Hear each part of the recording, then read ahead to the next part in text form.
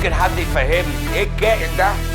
انا اسمي محمد صلاح فخر. فخر مين اللي انت بتتكلم عنه؟ أنا هشتغل في أكبر شركة إعلانات في مصر. ده حلم عندي من وانا صغير ان انا اشتغل في الشركه دي ونفسي احققه.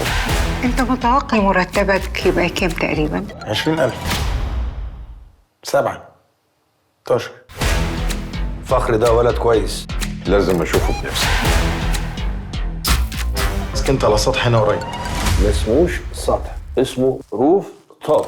السطح ده له قواعد. رول نمبر 1 دونت ميك احسان انجري. طيبين موتور الميه شغال ليه؟ والسخان شغال ليه؟ بقول لك يا أمي، امك الست دي ما بتستناش يوم واحد على الايجار. انا عاوزك تعمل لي اعلان للمقابر. هعمل لك إعلان موت. مقابرنا مش زي أي مقابر، ده في ناس بتموت عشان تيجي هنا. يعني أنت دافع 5000 جنيه وعايزني أعمل لك إعلان بأحمد العوضي واسماعيل خشاب؟ هات 500 كمان. انت نصاب في كل حاجه. ليه هتضحكوا عليا ولا ايه؟ انا عايزك تركز في اللي جاي. دي بقى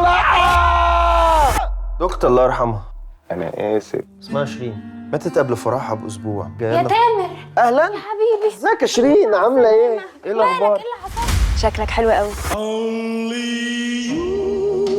انا اصلا عايزه اشوف البلد. دي اخر حاجه كتبها ابويا الله يرحمه قبل ما يموت. ده انتوا محظوظين جدا والله. لا، كتب لنا اليافطه مش البلد.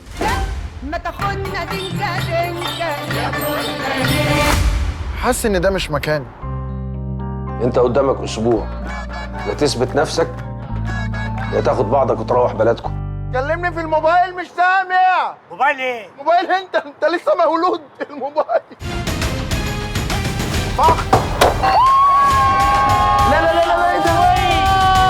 اللي معاه فخر يحافظ عليه واللي معهوش ربنا